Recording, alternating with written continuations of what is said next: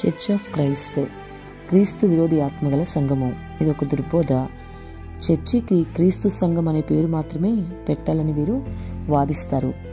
సంఘానికి ఏ పేరు పెట్టకూడదు, అది క్రీస్తుది కాబట్టి క్రీస్తు సంఘం అనాలి అని అందుకు రోమపత్రిక 16వ అధ్యాయం 16వ వచనం ఆధారమని వీరు చెప్తారు. ఎవరైనా మొదట కలవగానే ఇదే విషయం వీళ్ళు మాట్లాడతారు. క్రీస్తు సంఘం అని పేరు పెట్టకపోతే నరకానికి పోతారు అన్నట్లు వీరు వాదిస్తారు.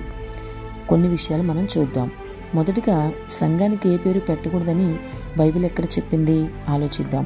రెండవదిగా సంఘం అంటే చర్చి బిల్డింగ్ కాదు, క్రీస్తుని నమ్మిన విశ్వాసులే. సంఘానికి పేరు పెట్టకూడదు అంటే మరి విశ్వాసులు కూడా పేరు పెట్టుకోకూడదా? మరి చర్చ్ ఆఫ్ క్రైస్ట్ వాళ్ళు పేరు పెట్టుకున్నారు కదా. మూడవదిగా చర్చి బిల్డింగ్కి ఏ పేరు పెట్టినా లోపల ఉన్నవారు విశ్వసించేది క్రీస్తునే కాబట్టి ప్రతి సంఘం క్రీస్తు సంఘమే. నాలుగవదిగా బైబిల్లో సంఘాన్ని క్రీస్తు సంఘం అని మాత్రమే పిలవలేదు, దేవుని సంఘము అని 1 కొరింథీ పత్రిక 1వ అధ్యాయం 2వ వచనము, జీవము గల దేవుని సంఘము అని 1 తిమోతి పత్రిక 3వ అధ్యాయం 15వ వచనం, జ్యేష్ఠుల సంఘము అని హెబ్రీ పత్రిక 12వ అధ్యాయం 23వ వచనం ఇలాంటి పేర్లతో కూడా పిలిచారు. ఇవి పెట్టుకున్నా తప్పంటారు వీళ్ళు.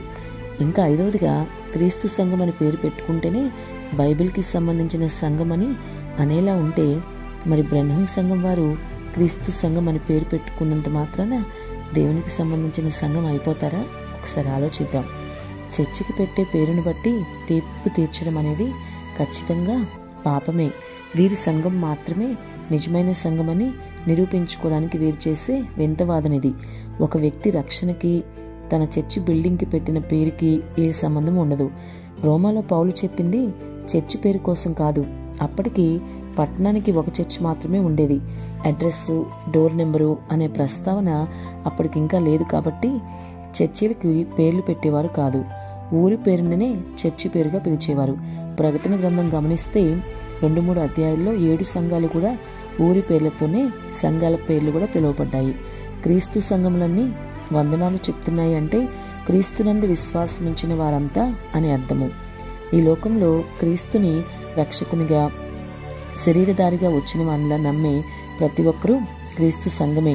ఒక విధంగా చెప్పాలంటే క్రీస్తు సంఘం తప్ప ఇంచుమించు అన్ని సంఘాలు క్రీస్తు సంఘాలే. ఎందుకో తర్వాత వీడియోలో చూద్దాం. ఖచ్చితంగా సంఘమా జాగ్రత్త, ఇదొక దుర్బోధ. వీరి దుర్బోధలో పడి నువ్వు మోసపోకు.